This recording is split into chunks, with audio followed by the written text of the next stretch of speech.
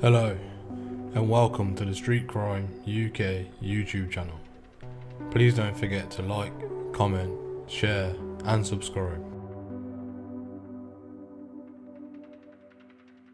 Today we're going to look at a new crime plan that has been proposed.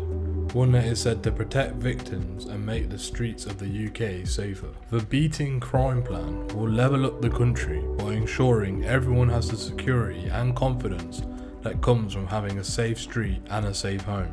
This plan has been put together by the Home Office, the Ministry of Justice, the Right Honourable Boris Johnson MP, the Right Honourable Robert Buckland QC MP, and the Right Honourable Priti Patel MP.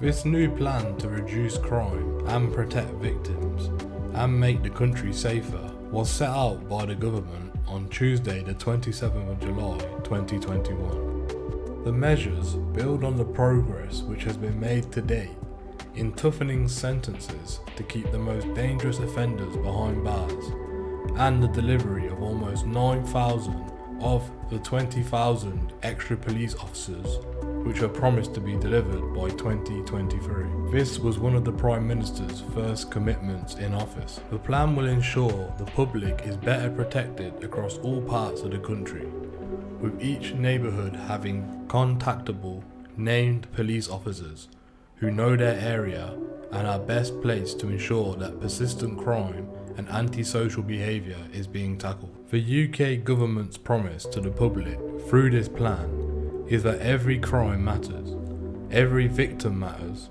and every neighbourhood matters. That is why, alongside getting more officers out on the street and making more local forces easily contactable, the public will be given more opportunity to scrutinise the results, with league tables for 101 and 999 call answering times being introduced for each force. The Prime Minister, Boris Johnson, said, "When I first stood on the steps of Downing Street as Prime Minister, I promised to back the police and make people safer, because we cannot level up the country when crime hits the poorest, hardest, and draws the most vulnerable people into violence. That is why my government has remained unstinting to its efforts to protect the British public, and this plan delivers a fresh commitment as we emerge from the impacts of the pandemic to have less crime, fewer victims, and a safer society." The beating crime plan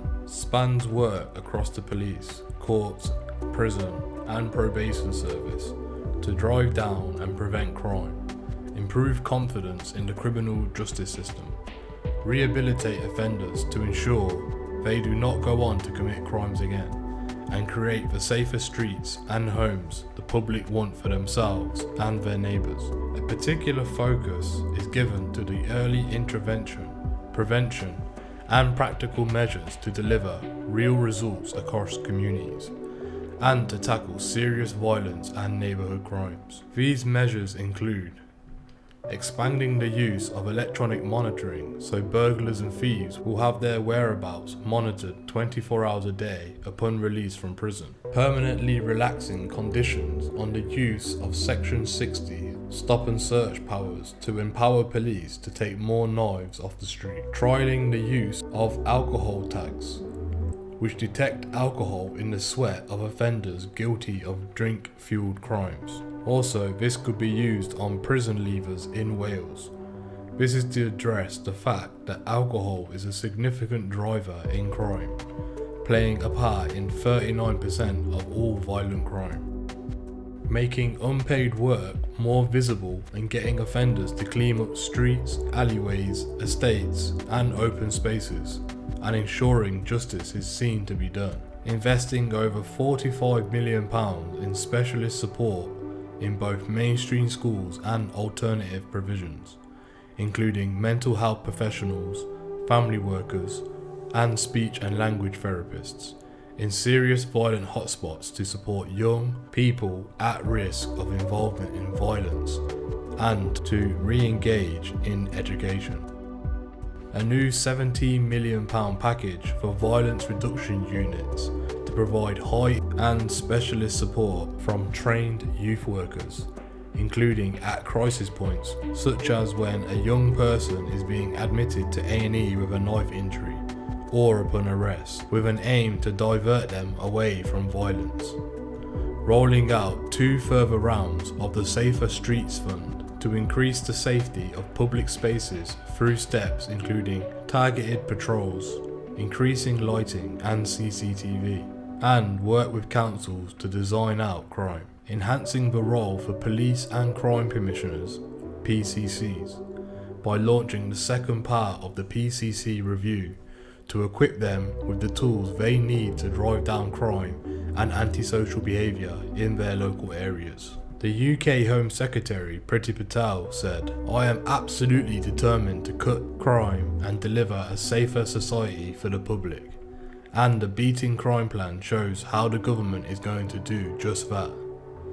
We're putting 20,000 new police officers on the street, equipping them with new powers to catch criminals and to take away knives, and shutting down drug gangs who exploit children and the vulnerable to make money. This plan sets out a clear path for the better future for the British public, with one less crime, fewer victims, and a safer society for all."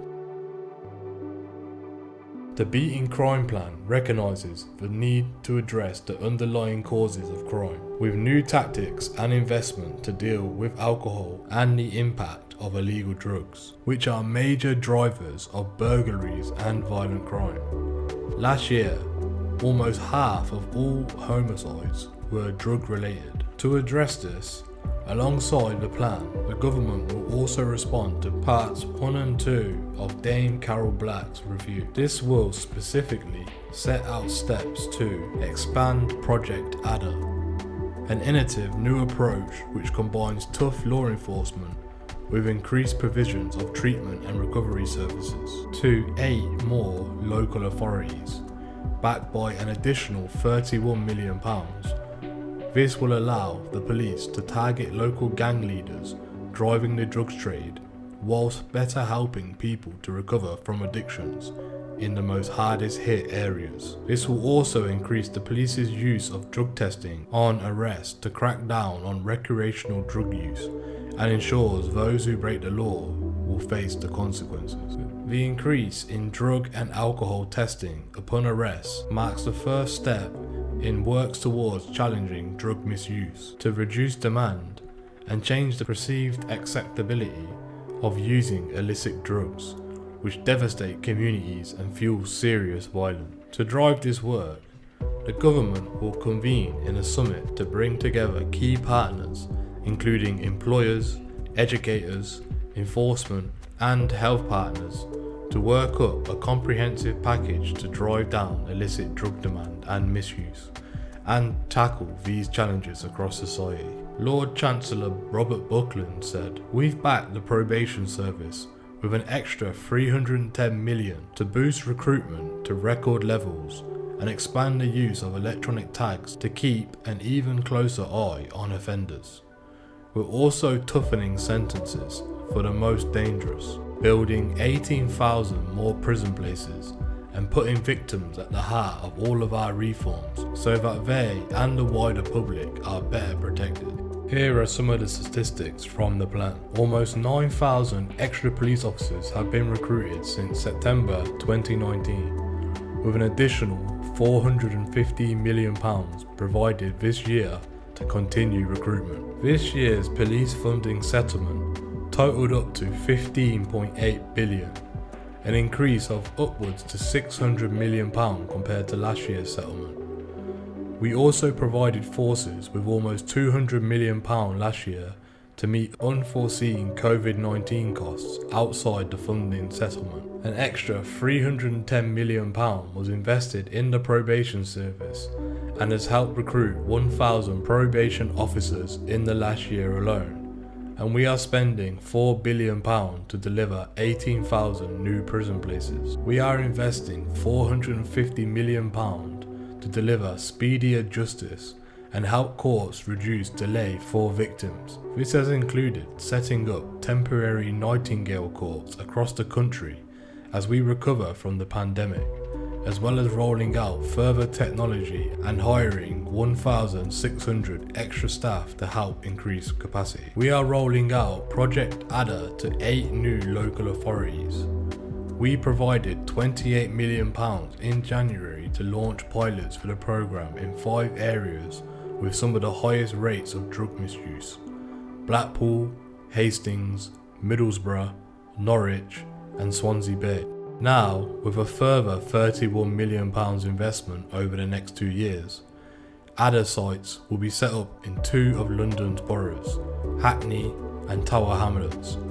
3 local authorities in Liverpool City region, Liverpool City, Knowsley and Wirral. Also included is Bristol, Newcastle and Wakefield. This announcement was part of a £148 million package to take the system-wide approach to the problem of illegal drugs. It gave extra resources to the police and the National Crime Agency to dismantle organised crime gangs alongside the largest increase in drug treatment funding for 15 years. We are increasing investment in Safer Street Fund, with 2 further rounds rolled out this year to support crime prevention measures such as CCTV and better street lighting, taking the total investment up to £70 million. The first 2 rounds of funding supported 102 projects across England and Wales. In March, the Acquisitive Crime GPS tagging project was launched in 6 police force areas: Avon and Somerset, Cheshire, Gloucestershire, Gwent, Humberside and the West Midlands. It sees all burglars, robbers and thieves in those areas who have served a prison sentence of a year or more automatically fitted with a GPS tag on release, allowing their whereabouts to be monitored by satellites 24 hours a day for up to 12 months. This will be extended to a further 13 police force areas, which are Bedfordshire, the City of London, Cumbria, Derbyshire, Durham, Essex, Hampshire, Herefordshire, Kent, the Metropolitan Police District, North Wales, Nottinghamshire and Sussex in the autumn. Alcohol monitoring tags, which detect alcohol in the sweat, are currently fitted to the ankles on those who are serving community sentences related to alcohol-fueled crimes. This will also be extended to prison leavers in Wales, as we explore how alcohol tags can help those in the probation service monitor and change the behaviour of those released on licence from prison. When explaining the delivery, the government had this to say: "The significant work is already underway across the government and law enforcement to bear down on all types of crime. The plan also sets out how we will build on existing work by including investing over £130 million this year to tackle serious violent crime, including murder and knife crime. We are using data-driven policing in violent hotspots and working with preventive violence reduction units to stop violence before it takes young lives, shutting down county lines and protecting those exploited by drug gangs. Our £65 million investment since November of 2019 has already seen more than 1,100 lines closed and over 6,300 arrests made, and more than 1,900 vulnerable people safeguarded, investing in the future of young people and intervening early to divert them away from a life of crime, including through the £200 million 10-year Youth Endowment Fund. The UK government will be publishing an economic crime plan and backing it with £80 million to stop fraudsters in their tracks. We have passed the landmark Domestic Abuse Act and are publishing a range of bespoke strategies which will recognise the complexity of these crimes. This includes the Violence Against Women and Girls strategy, which is built on over 180,000 responses to public call for evidence following the tragic death of Sarah Everard, and upcoming domestic abuse strategy. We have introduced the Police, Crime, Sentencing and Courts Bill to equip the police with powers and tools they need to keep the public safe.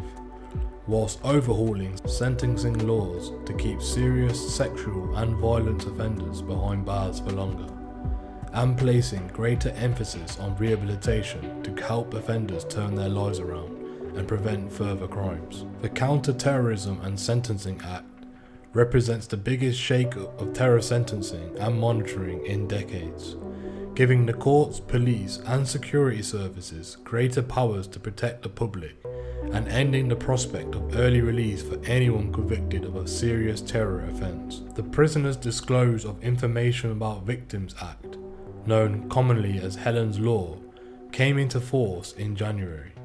It places legal duty on the parole board to consider the anguish caused by killers and paedophiles who withhold information on their victim when considering them for release, meaning they could spend longer behind bars. The new Victims Code came into force on the 1st of April 2021, boosting the support for victims at every stage of the criminal justice system and paving the way for new legislation to strengthen victims' rights even further. We are also addressing hate crime online, including by expanding the football banning orders regime to cover online racists who abused England footballers following the Euro 2020. What is your opinion on the new beating crime plan? What are your opinions on burglars and thieves being given tag 24 hours a day upon release from prison? What are your opinions on the police now permanently relaxing conditions on the use of Section 60 stop and search powers? Also, what are your opinions on the new alcohol tags, which claim they can detect alcohol sweat in offenders and therefore report back to their probation officers if an offender has been drinking? Please let us know what you think in the comments below. Thanks for joining us today. If you enjoyed this content, please don't forget to like and share, and if you're new to the channel, please don't forget to subscribe and hit that bell button so you can join us on the next video. Thank you for joining us today, and until next time, stay safe.